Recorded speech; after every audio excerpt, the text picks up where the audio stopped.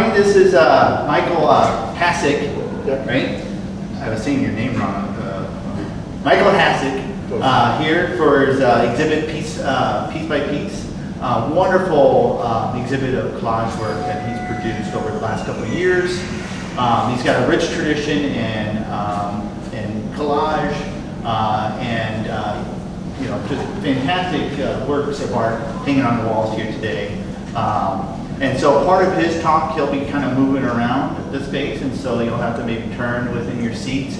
This is being recorded, so it will be eventually on our YouTube channel, so you can kind of check that out. It probably won't be up until the end of the first week of August, because I'm leaving next week, and I won't be here.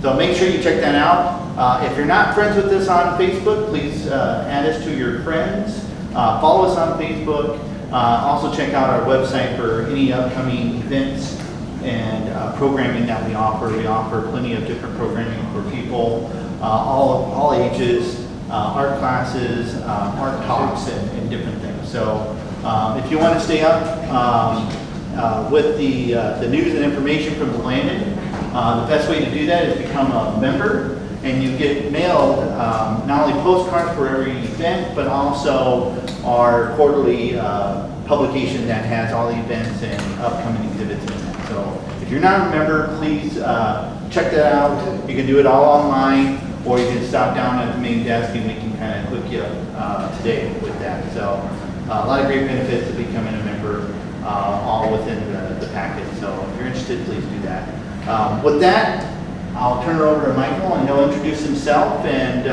let's give him a warm welcome here.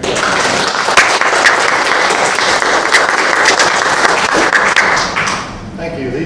Thank you, Eric and Blanden, for letting me allow my works here. These are paper collages, which is basically, I'll just go over here. This kind of describes what I do. Use these glue sticks, scissors, and cut out paper out of discarded and old used color plate books. I cut those up, tear them up, discontinue, or deconstruct the original imagery. So I cut out heads, hands, and all that, just use the color and the shapes. So I'll just go into what people ask the most about these, or how long does it take? Some of these big ones here may take like 2 weeks to do. I don't do those anymore because that's just too long to spend on one collage. Plus the physicality of trying to turn it over and glue it on the back and the front. Paint paper is very fragile, so it's just that much more difficult to work with. So I work with this size and the other sizes around here. They take, anywhere from 10 to 25 hours a piece. A lot of them, you just get stuck on them and try to work out of it. But it takes about 10 to 25 hours for each one of those. I like to work at night, listen to music all the time. When it's nice and quiet, I'm just by myself. And then, how many pieces? There's a lot of pieces in these, like something small like this, maybe 30 to 40 pieces in each one. Some of the larger ones, accordingly 60 to 100 pieces in there, glued together with the glue sticks. And then where do you get your sources? Well, like I said, color plate books. I find those on the internet, and if I find one I really like, then I'll go back and order like 5 or 6 more of the same book, so I have an inventory to work with. And feel free to interject with any questions at any time. But I like to work with, these were from the 50s. The books were actually published in the 50s, these 6 here. You can see it's a different type of paper, a vintage paper we call it. And I worked up with that till, say, last summer. And I switched over my palette to a brighter, more contrast colors. And that starts over there, continues with those over here. And what I do, people ask, where do you get your titles? Well, like I said, I listen to a lot of music, and when I'm listening to music and working, lyrics will pop up and I'll write it down. And then when I've done 6 or 8 of these books or collages, then I'll try and correlate those lyrics that were popping in my mind while I was doing it and put them with accordingly to the collages themselves. Most of these are Bob Dylan. Everybody loves Bob Dylan, right? Except for this one over here. This one I was doing at the same time. When I was working, it was on a flat table. Then when I put it up at the end to look at it, it looked to me like a woman dancing, sashaying across the floor. And so that's just a made-up title called Let the Girl Dance. And what you'll see is different images in these collages here. A collection of them. That's me with the 6 or 8 books I've used to cut up, and I like to repeat to keep the series going. And these, oh, and there's one back there all behind you. It's called Stagger Leap, Shot Billy. This is how I relate my music to my art. There's 2 of them there. Stagger Leap is an old blues music from over 100 years old, and everybody's done that song. So one day I made a playlist of nothing but Stagger Lee songs made by various artists, and listened to that the whole time I was working. So that's where the titles came from Stagger Lee. And feel free to ask me any questions. How do you choose your pieces? By color? A shape? I'll start with, like say when I cut them up, I'll also utilize not just squares, triangles, and rectangles, but I'll utilize a line like this. And this line will continue that line all the way over here. I call that transitional line. It takes you from one area to another area. So when I start working, I usually start at the bottom and work up. So over here I would have started just with dark light contrast. I work that way. And I keep in mind the transitional lines. And that way, I want you to stop, jump in anywhere on here, and it'll take you around. It'll give you depth, and it'll give you places to rest too. That's important to me. You know, I want to look, and then, okay, what did I just see? One person at a show said, I see a dog in there. Well, that's never my intention to make something a dog, a house, a tree, or something. I said, well, what kind of dog is it? And he said, oh, that's just a mutt. I said, well, take the mutt and go for a walk. And so I said, take it and walk this way. You should have a good walk if you don't. Does most of your movement go left to right? I noticed that. I'm right-handed. And it just seems, I was Well, even reading, you go left to right.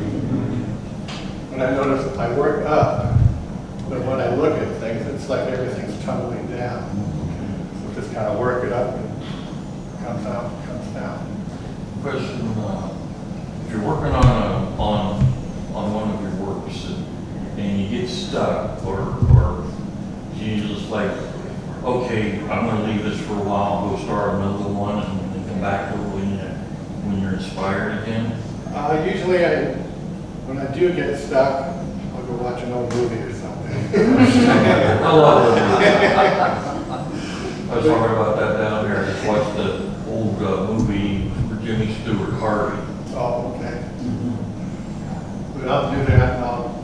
There's been times I'll work on it for like 2-3 days, and I just get stuck. And finally I said, I don't need this. I'll rip it up, get rid of that voodoo, and start all over again. I don't let those, yes. Do you cut out the full image from the book, or do you cut out a portion? Like, where do you start? Do you cut out the full page, or the true shape in the book, and then cut it up? Or? That's a good question. What I do, as an example, use templates. I'll take mat board and like say this size and cut out a square about that size. And then when I'm looking through, some of them are small, various sizes, I'll look on my pages and put it up there and say it'll just show part of this. Oh, I like that. And add another piece until I get bigger templates and just keep working on that. And I always, when I'm working and want to look at something, I'll lay the plexiglass over it, then lay my templates over it. The plexiglass just lays it flat, easier to look, shinier, makes the colors pop a little better. And then just build it on from there. And I limit, you know, some people, oh, you just keep working. No, I discipline myself to keep it in that 12 by 18 area. Not only that, it shows consistency, but it's just easier to mat. You know, get your mats, your frames all together. When do you start gluing? That's another. Or do you use the glue or? Yeah, I use a specific glue stick called Uhu stick, magic glue. And what I do, what happens, I'll be working along and nothing's tacked down yet. And then I discovered this little trick, because I have a short-term memory. I'll lift stuff up, and then I'll go, oh no, where did it go? And what I found out, I took my phone and started snapping pictures along the way. So I put my phone down here and take it apart, and then glue it back together, assemblage that way. So it's modern technology with old school art. Do you ever have like a plan ahead of time, like a theme or an idea for one before you start, or does it just kind of evolve? I have no preconceived ideas, because when I do have ideas, this has happened many times, I'll be on I walk every morning a couple miles, and I'll have an idea. I'll take a few pictures of my idea that I see. I'll get back to the house and sketch out a few. I'll get really excited about this new series I'm going to do. And I'll start working, forget the idea, and just go with the flow. There's none of these. The only theme on these is the color palette itself. The imagery itself is the design, is the subject matter. You work one at a time, or do you Yes. work separately? I work one at a time. I can just focus better that way. Do you ever want to take them apart a little bit? After I'm done? Uh, After I'm done, you mean? No, why, you get so far and then you decide, well, I should have put it over there. Yes, that has happened. I've flipped stuff on upside down before, you know. I just flip them around and said, whoa, I kind of like that line better. How long does it take to dry? I drive right away. Oh, so you can't change your mind. No, not really. And what, another term I use is called, when you talk about flipping them over around, is transitional line. A line that takes you from one area to another area. Like this line here follows all the way down here. Just wants to take your eyes around here and move it around. That's transitional lines. And also I mentioned earlier, talking to someone from years of schooling and all that, I work compositions. I used to I was mindful of it, now it just happens. I work in triangles for composition, for substance, if you look closer or whatever, everything's kind of based on triangles for stability. How many transitional lines do you have in the picture usually?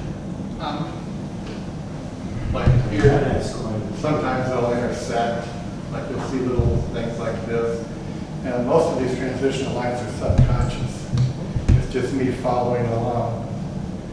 And sometimes I look at these lines and go, oh, I'm trying to, maybe that line is from a contour of a countryside in Ireland. Maybe it's the contour of the Rocky Coast of the North Shore of Minnesota.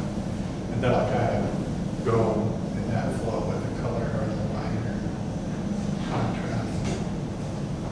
It's the white in every one. Is that like a curtain or something?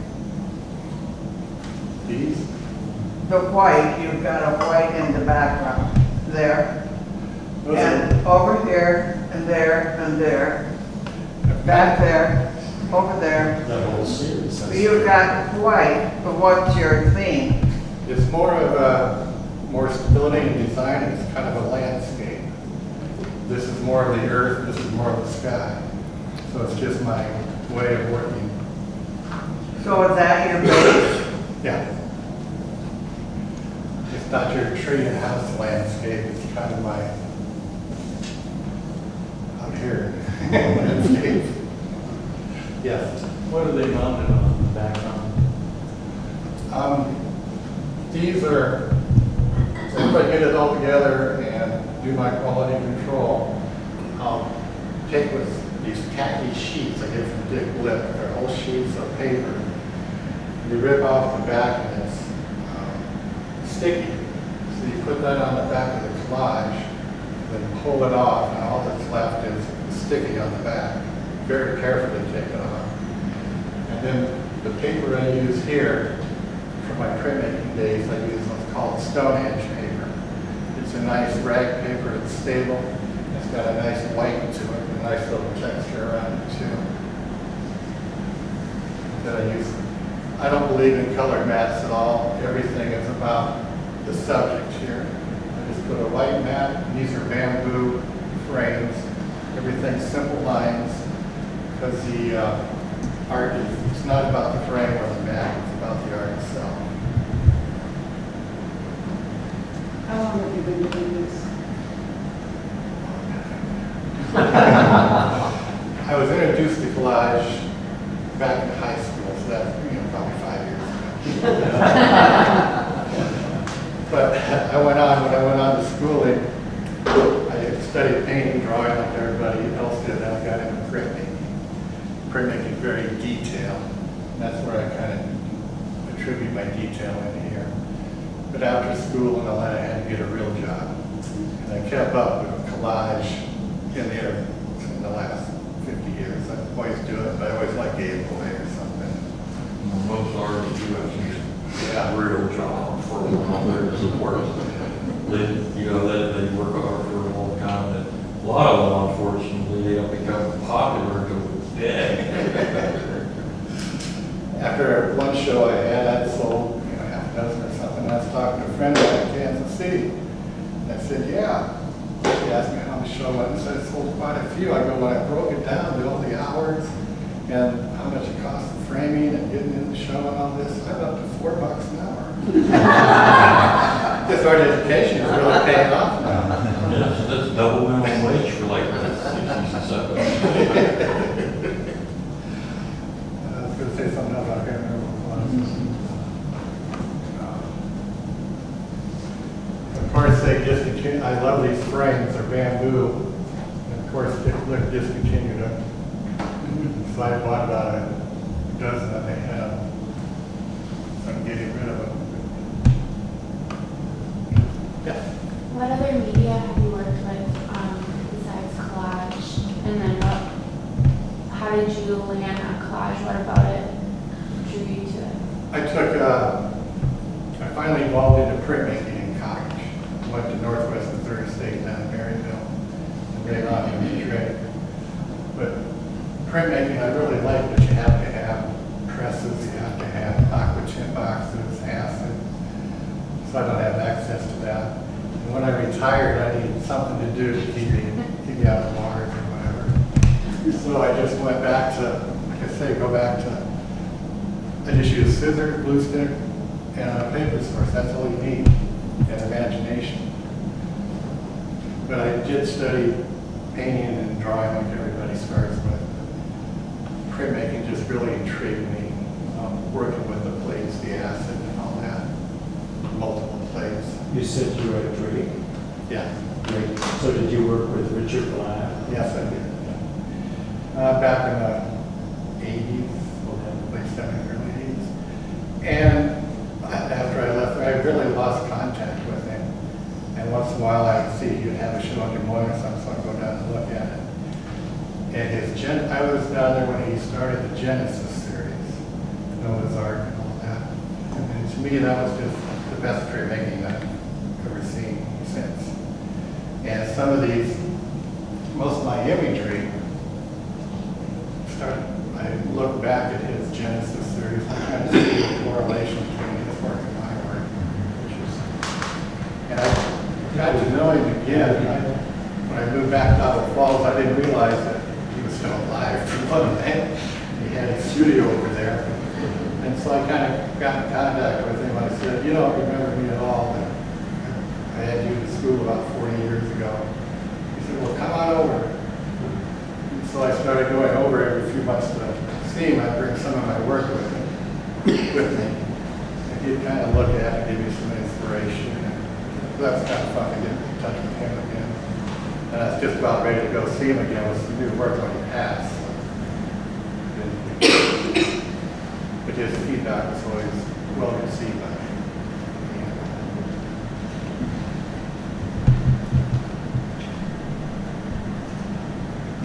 More questions?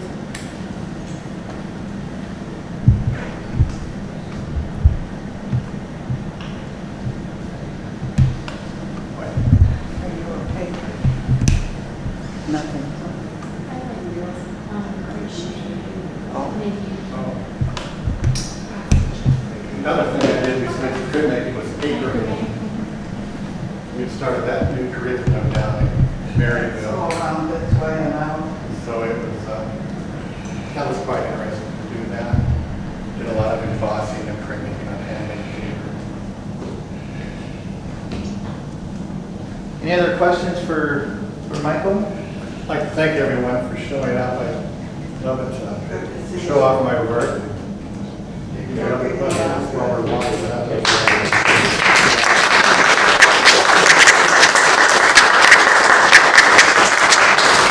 All right, so thank you all again for coming today, and I think there's plenty to eat downstairs, so please go through and grab as much as possible, and we'll see you next time. The next reception that we'll be having here will be in August, so August 18th will be for the exhibit that will be going into the East Gallery, which is a gorgeous quilt exhibit, and so from Denver, Colorado. From Denver, Colorado. So mark that on your calendars, and hopefully we'll see you then. And otherwise, thank you again. Thanks, Mike. You bet. Thank you.